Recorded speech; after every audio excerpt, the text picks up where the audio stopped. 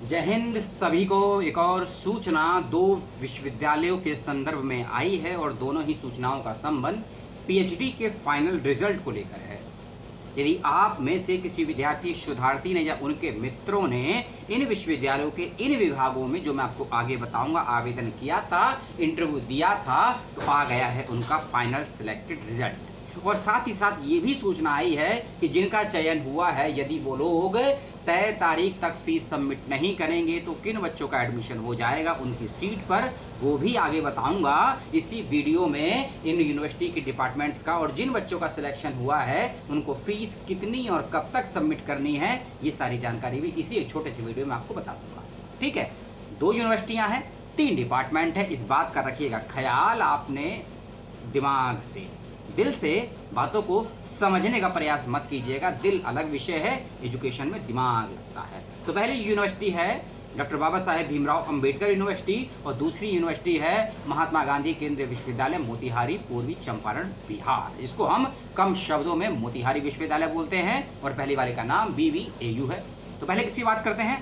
पहले जो सूचना बहुत ज़रूरी है और जिसका लाभ आप या नुकसान कुछ भी कह लीजिए उठा सकते हैं, क्योंकि सूचनाएं 5, 6 और 7 जुलाई को आई हैं और आज है 7 जुलाई। तो क्या है सूचना, उसके बारे में आप बात करते हैं एक एक करके।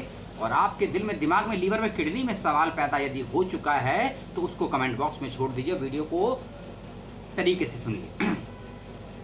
सूचना का संबंध है डिपार्टमेंट ऑफ इकोनॉमिक्स से और इस सूचना का संबंध है यूनिवर्सिटी ऑफ BVAU से। डॉक्टर बाबा साहेब भीमराव अम्बेडकर यूनिवर्सिटी में डिपार्टमेंट ऑफ इकोनॉमिक्स में जिन भी बच्चों ने इंटरव्यू दिया था उनका फाइनल रिजल्ट आ गया है। और जिन भी बच्चों का सिलेक्शन होगा, अगर वो बच्चे SC, ST और PH कैटेगरी से हैं, जिन बच्चों का सिलेक्शन हुआ है, जो बच्चे SC, ST, PH कैटेगरी में हैं BVAU यूनिवर्सिटी में, तो इन सभी बच्चों को अपनी फीस सबमिट करनी है 11,000 रुपये की। और जो बच्चे journal, OBC, non creamy layer category में, आदर्श में आते हैं, उनकी फीस है 15,000 रुपये की, यानी कि लगभग 4,000 का रिलैक्सेशन दिया गया है SC, ST, PH के बच्चों को। और इसमें लिखा गया है ऑफलाइन और डिमांड ड्राफ्ट। ठीक है, यानी कि ऑफलाइन माध्यम से यूनिवर्सिटी के अपने डिपार्टमेंट में जाकर भी फीस को सबमिट की जा सकती है। और यदि यूनिवर्सिटी में जाने के लिए संभव नहीं है आपका आना जाना, तो आप ड्राफ्ट बनाकर उसके माध्यम से भी फीस को सबमिट कर सकते हैं। और ऑफलाइन माध्यम से जो ड्राफ्ट बनेगा वो उसका अकाउंट नंबर वगैरह सब कुछ दिया है वेबसाइट पर दिए गए नोटिफिकेशन में, जिसका लिंक आपको दे देंगे वीडियो को डिस्क्रिप्शन बॉक्स में। अभी सूचना नहीं हुई है, पूरी सूचना को देखिएगा, क्योंकि आपको ये भी बताना है कि कितने बच्चों का सिलेक्शन हुआ है। और हाँ, इकोनॉमिक्स डिपार्टमेंट के बच्चे ध्यान देंगे, आप लोगों को फीस सबमिट करनी है 12 जुलाई दोपहर 1:30 बजे तक। 12 जुलाई दोपहर 1:30 बजे तक आप लोगों को फीस सबमिट करनी है, जिनका भी सिलेक्शन हुआ है। इस बात का ध्यान रखिएगा। अब सुन लीजिए उन बच्चों की संख्या जिनका हुआ है सिलेक्शन डिपार्टमेंट ऑफ इकोनॉमिक्स में BVAU यूनिवर्सिटी में। ये है एक विद्यार्थी EWS कैटेगरी में, इनका चयन हुआ है। 2 बच्चे ST कैटेगरी में सिलेक्टेड हुए हैं, 5 बच्चे SC कैटेगरी में सिलेक्ट हुए हैं। इसके अलावा OBC नॉन क्रीमी लेयर में 2 स्टूडेंट सिलेक्ट हुए हैं, जनरल कैटेगरी में 5 बच्चे सिलेक्ट हुए हैं और एक बच्चे और हैं जो जनरल कैटेगरी में सिलेक्ट तो हुए हैं लेकिन नॉर्मली वो EWS कैटेगरी के हैं।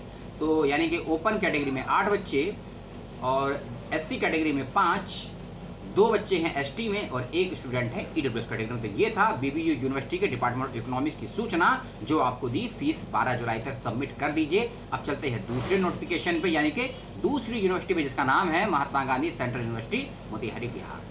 पहला डिपार्टमेंट है department of education. Department of education में 4 बच्चों का सिलेक्शन हुआ है जनरल कैटेगरी से और 3 बच्चे और 4 बच्चों का नाम वेटिंग लिस्ट में है जनरल कैटेगरी में। ठीक है, OBC कैटेगरी में 3 बच्चे सिलेक्ट हुए हैं डिपार्टमेंट ऑफ एजुकेशन में और 3 बच्चों के ही नाम वेटिंग लिस्ट में है।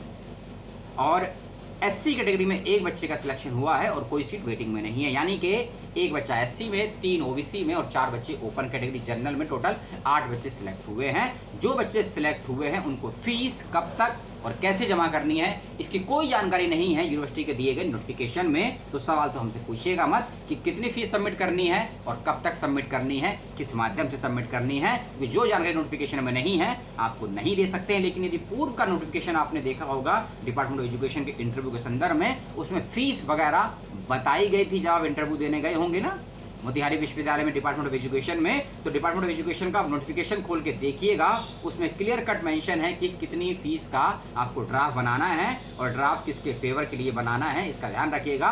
नोटिफिकेशन का लिंक भी खोज के आपको डिस्क्रिप्शन बॉक्स में दे देंगे, तकलीफ में आपको नहीं डालेंगे क्योंकि अच्छी खबर है। और ये है, ठीक है। हाँ, सभी एकेडमिक डॉक्यूमेंट जरूर लगाइएगा, जिनका भी बच्चों का सिलेक्शन हुआ है, चाहे कोई सी भी यूनिवर्सिटी हो, इस बात का विशेष रूप से आप ख्याल रखिएगा, ठीक है। और मैं नोटिफिकेशन का लिंक आपको दे दूंगा, आप उसको देख लीजिएगा। अब महात्मा गांधी सेंट्रल यूनिवर्सिटी मोतिहारी बिहार के दूसरे नोटिफिकेशन की, इस नोटिफिकेशन का संदर्भ भी इंटरव्यू के फाइनल रिजल्ट को लेकर, इसका संबंध है डिपार्टमेंट ऑफ संस्कृत से।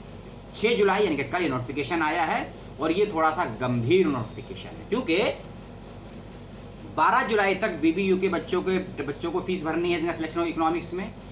इंग्लिश एजुकेशन डिपार्टमेंट को कब तक जमा करने नहीं मान, लेकिन संस्कृत डिपार्टमेंट ने डेट दी है। देखिए, संस्कृत डिपार्टमेंट ने कहा है कि जिन भी बच्चों का चयन हुआ है 7, 8 और 9 जुलाई, यानी कि आज का दिन, कल का दिन और परसों का दिन है आपके पास फीस को सबमिट करने के लिए। और इसमें कहा गया है सुबह 10 बजे से लेकर शाम या दोपहर का लीजिए 3 बजे तक फीस को सबमिट कर दीजिएगा जिन भी बच्चों का सिलेक्शन हुआ है डिपार्टमेंट ऑफ संस्कृत में। तो मुझे तो ये लगता है कि जिस प्रकार से संस्कृत डिपार्टमेंट के बच्चों को 2 से 3 दिन का समय दिया गया है, उसी प्रकार से डिपार्टमेंट ऑफ एजुकेशन के बच्चों को भी मोतिहारी विश्वविद्यालय में 2 या 3 दिन का ही समय दिया गया होगा फीस को सबमिट करने के लिए। लेकिन फीस ऑनलाइन सबमिट करनी है, ऑफलाइन सबमिट करनी है या ड्राफ्ट बनवा के सबमिट करनी है, ये क्लियर नहीं है, तो इसके बारे में मैं पुष्टि नहीं कर सकता। लेकिन डिपार्टमेंट ऑफ संस्कृत के विषय में ये बात क्लियर मेंशन कर दी गई है, ठीक है।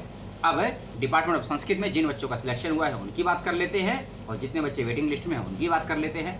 डिपार्टमेंट ऑफ संस्कृत में ओपन कैटेगरी के माध्यम से, ठीक है, संस्कृत डिपार्टमेंट में ओपन कैटेगरी के माध्यम से, और कुछ बच्चों की उसमें एससी कैटेगरी थी लेकिन एडमिशन उनको जनरल से दिया गया है। कैटेगरी कुछ बच्चों की ओबीसी थी, उनको भी एडमिशन जनरल के माध्यम से दिया गया क्योंकि उनके नंबर ऑफ परसेंटेज ज़्यादा रहे होंगे एंट्रेंस और इंटरव्यू को मिलाकर, ठीक है।